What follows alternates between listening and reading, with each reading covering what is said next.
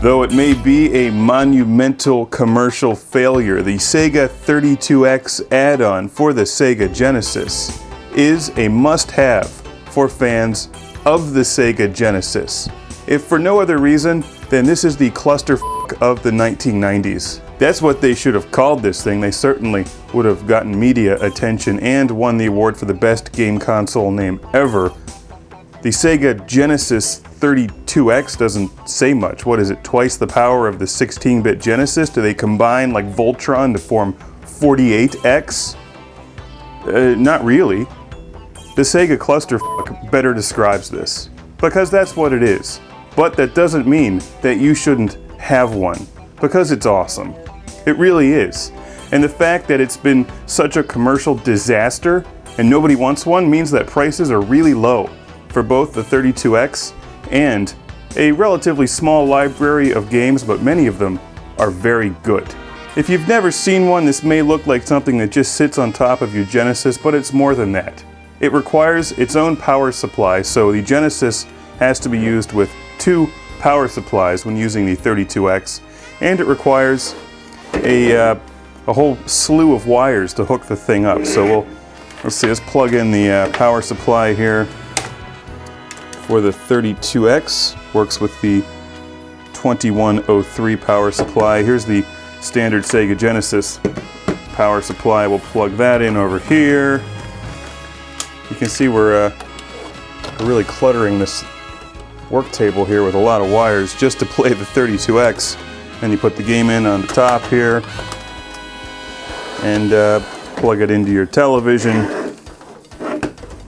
There you go. That's kind of a mess, but it's worth it if you like good old school Sega games. Let's take a look here at the 32X when it's not plugged into the Genesis. It's a rather small device. Kind of odd styling. Matches the Model 2 Sega Genesis better than the Model 1. This was released in 1994 and pretty much died by 1995. On the back here is the AV out. So you'll use an AV cable to run to your TV from the 32X, not the Genesis. This is the AV in, which is the really complicated part of this because you need a wire to go from your Genesis to this, and that's the power. That's where the power supply goes. Now the games plug in up top here. Little door, keeps dust out. This plays 32X games and standard Sega Genesis games. If you look underneath this thing, you get a serial number. It tells you to use power supply 2103, and this model complies with Part 15 of FCC rules. That's good to know. I don't know why, but apparently it is. Look, 32X. They could have easily spelled cluster. It has some vents on the side here. I think if this had been designed to shoot flames out of the side of the 32X when it was playing games, it would have been more popular. The thing is, this is really good. And games like Doom for the 32X show the strength that the 32X gives to the Genesis. Games are smoother, typically, with the 32X. They were trying more complicated games like Star Wars Arcade and Virtua Racing Mortal Kombat 2. Generally better looking, smoother games than the ones that you'd find on the standard Genesis. As you probably also know, you can buy a Sega CD add-on for the Genesis. And when you add that together with the 32X, you could then play Sega CD 32X games. Kind of complicated, which is why there were not very many of these released. When you're looking for a 32X, or if you're looking to buy one, get one that comes with the wires that you need. Because if you don't, you're going to be extremely frustrated.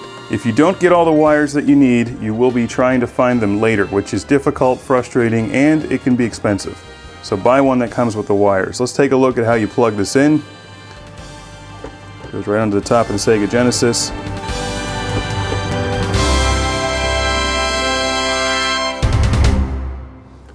Pretty much how the Sega Power Base Converter also works, except that does not require a separate power supply. This does. Okay, that was the easy part. It will not work like this. You have to make sure all the wires are plugged in correctly. Alright, here's a wire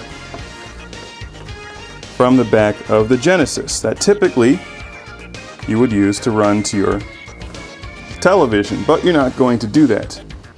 You see it connects to this other wire here, which goes into the back of the Sega 32X, where it says AV in.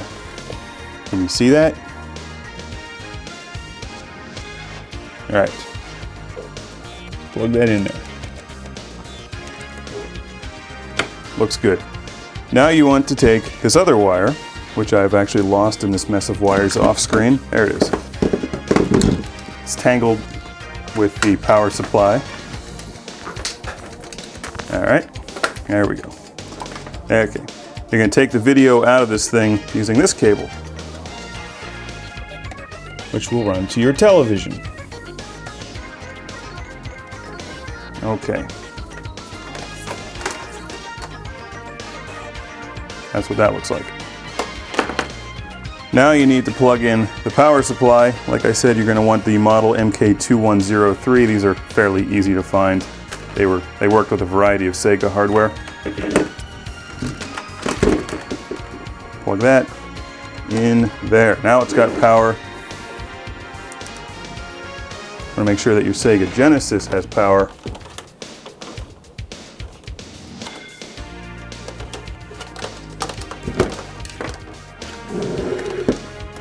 This is such an unholy, convoluted mess. Who at Sega thought this was a good idea?